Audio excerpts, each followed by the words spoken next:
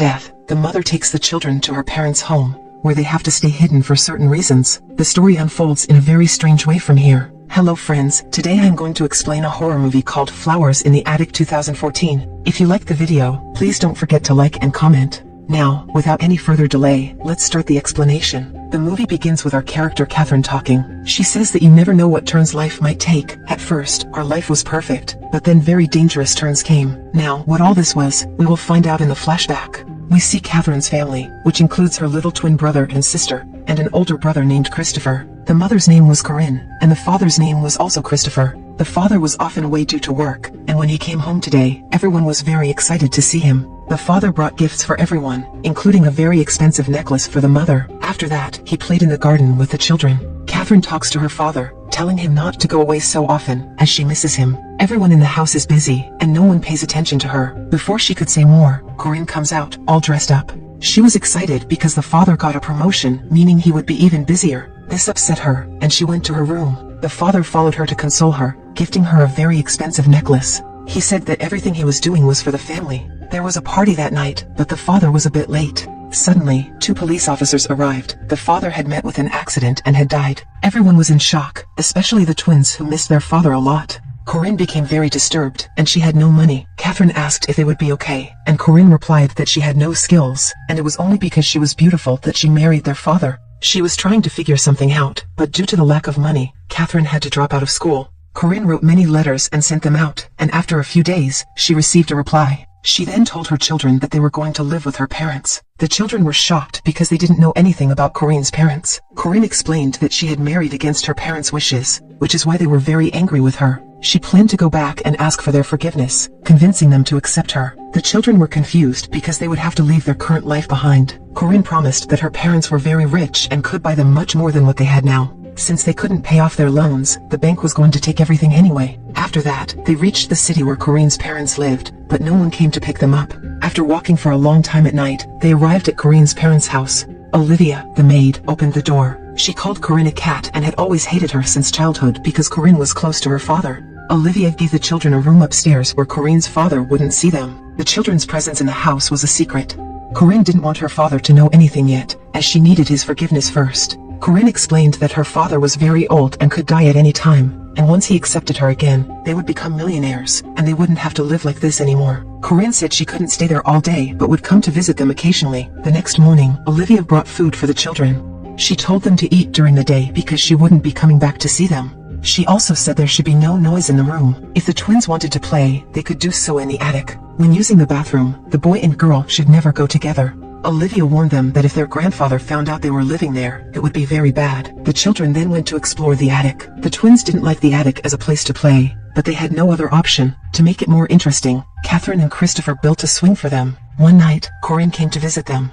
The children complained that they were bored and wanted to go back home. Corinne explained that they should listen to Catherine and Christopher. The twins eventually agreed but started making noise, which brought Olivia into the room. She hit one of the twins hard and said that things wouldn't work like this in the house. Corinne got angry and said that Olivia couldn't lay a hand on her children, or she would leave. Olivia responded that Corinne could do whatever she liked, but this was her house, and her rules would be followed. She then forced Corinne to take off her shirt. Olivia had beaten Corinne a lot because she had come back after so many years. The children were scared seeing this. Olivia called them the children of the devil, which puzzled Catherine, wondering what it meant. Corinne explained that when she was little, her mother used to beat her a lot and would tell her father different things against her, slowly making him distant as he became busier with work. As a result, Corinne was left alone at home. During that time, her father's half-brother came to live with them because his mother had died. He was Corinne's indirect uncle, and he was very handsome and charming. Corinne and he fell in love and ran away to get married, which made their family very angry. Her father even removed her from his will.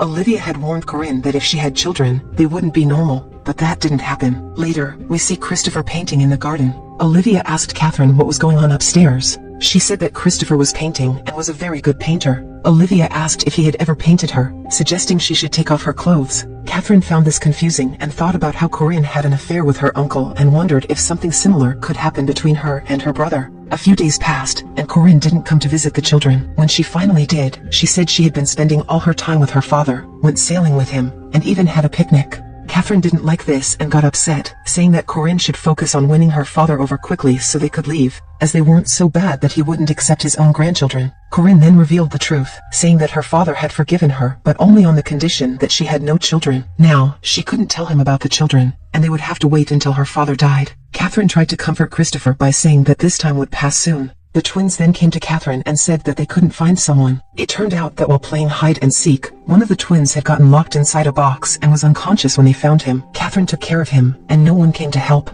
More time passed, and Christmas arrived. Catherine, trying to be positive, suggested they make a gift for Olivia. After making the gift, Olivia just looked at it and then threw it away. Here is the translated script in English. When Corinne came to visit them, she brought many gifts. Since the children missed the outside world, she even brought a TV for them. She had also brought a very beautiful dress for Catherine. Catherine asked, "Where will we go after wearing this dress? We can't stay hidden like this forever." That day, there was a Christmas party at home, and Catherine and Christopher insisted on attending. Corinne agreed and took them to the party, but she locked them in the liquor cabinet upstairs, where they could only watch the party. Olivia came upstairs to get a bottle, but she didn't leave and caught the children. At the party, for the first time, Corinne saw her father, who was a very mean man. He was pleased with Corinne's return to the family and gave her a very expensive English gift. After the party, as the children were leaving, they saw Corinne with a man. He was telling her, "I can't wait to start our life together. I want to take you somewhere far away." Catherine found this strange and thought that their mother was about to become rich, which is why many people were after her. Catherine went back to the room, but Christopher kept wandering around. When Corinne found out about this, she became very angry and slapped Christopher hard when he returned. The next morning, she came to apologize. Christopher asked, "Who is that man with you?" Corinne said, "He is my father's friend, and we need him. We are very close to our goal." She felt bad about what she did the previous day and said, "We can't live like this. It doesn't matter if we don't have money. We can manage somehow." Hearing this, the children reassured her that they could stay there and she shouldn't worry too much. In reality, Corinne was manipulating them. She herself was so greedy that she could never leave all this behind. Meanwhile, Christopher was reading girls' magazines, and when Catherine asked him about it, he hid them. Catherine asked Corinne about this, and Corinne said, "Now that you are growing up, different changes are bound to come." She brought a dress for Catherine. When Catherine was wearing it, Christopher saw her. There was something going on between them, and Olivia got angry and wanted to punish Corinne by cutting her hair, but Christopher stopped her. At night, Olivia tied a wire around Catherine's head. In the morning, they tried hard to remove it but couldn't. Catherine told Christopher, "It's not your fault. You were just looking at me. You were very close to me. I always think about girls." He thought Catherine was very beautiful but didn't want to think this way. There was no way to remove the wire from Catherine's hair, so she cut all her hair. One day, Catherine was practicing dance, and Christopher started playing around with her. They realized it was wrong and decided to stay away from each other. These days, the twins never talked about going outside. They had been here for 12 years. Catherine and Christopher also wanted to go outside, so they climbed down at night with Christy's help. They wandered near a beautiful lake, wondering if Corinne would do something for them, but there was no trace of her. Corinne came to meet the children, but after 45 minutes, she told them she got married.